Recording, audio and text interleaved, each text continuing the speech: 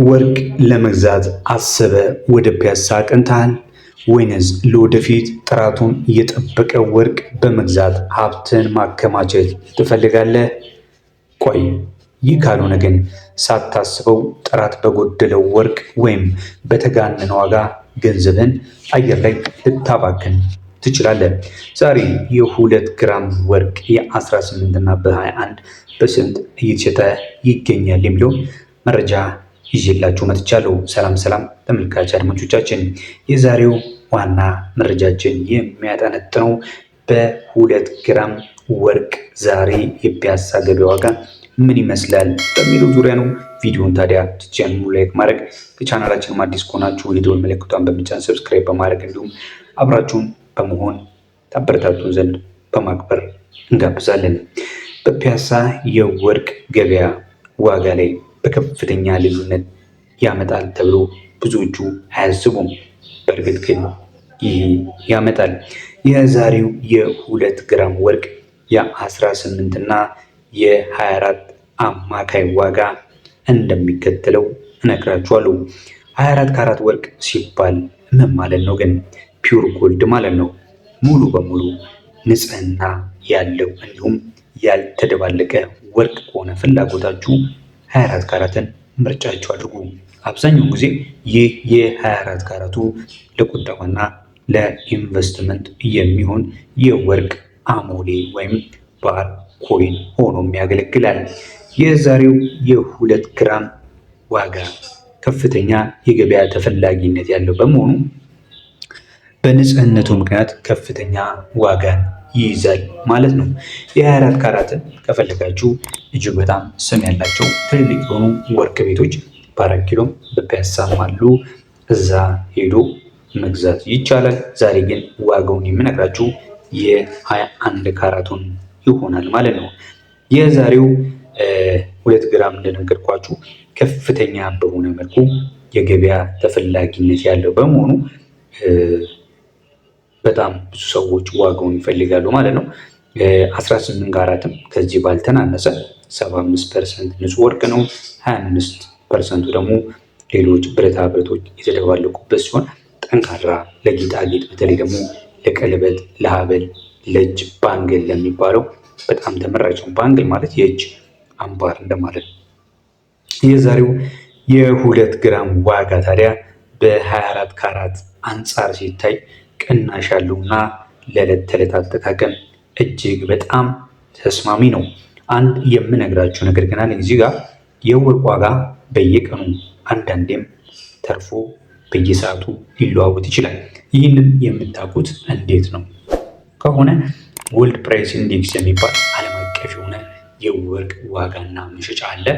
የእኛም ሀገር በተለይ ብሔራዊ ባንክ ይፋ በሚያወጣው የጥሬ ወርቅ ዋጋ ይህንን የወርልድ ፕራይስ ኢንዴክስ አማካይ ዋጋን መሰረት አድርጎ ነው በየዕለቱ በሳምንት 5 ቀን እየለዋወጠ የሚያወጣው ማለት ነው።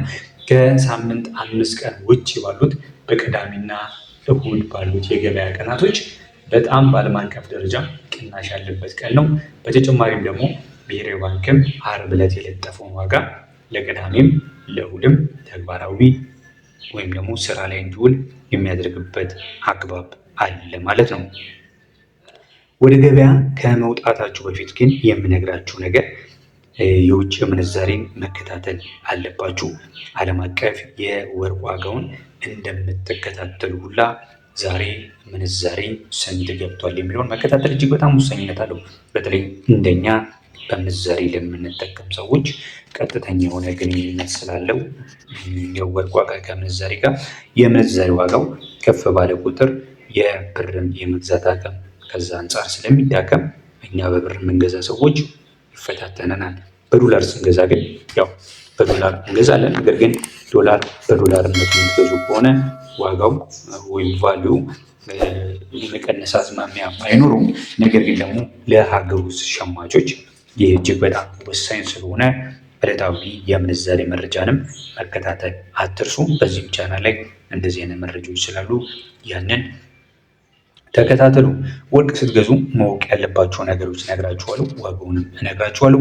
ከዛ በፊት ግን እስካሁን ቪዲዮን እያያችሁ ላይክ ካላደረጋችሁ ላይክ፣ ለቻናላችን አዲስ ከሆናችሁ ቻናላችንን ሰብስክራይብ አድርጉት።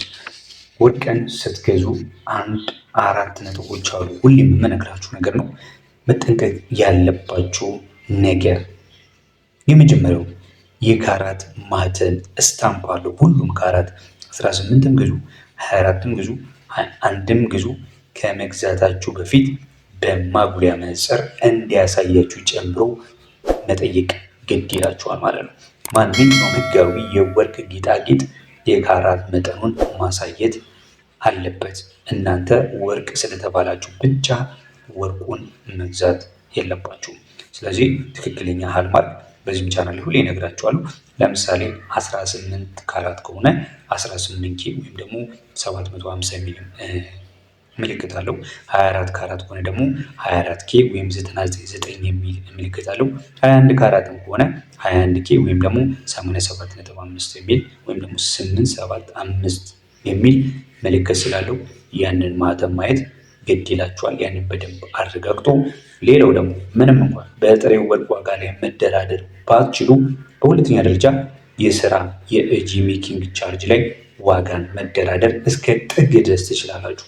ከወርቅ ግራም ዋጋ በተጨማሪ ነጋዴዎች የእጅ ስራ ዋጋን ይጨምራሉ።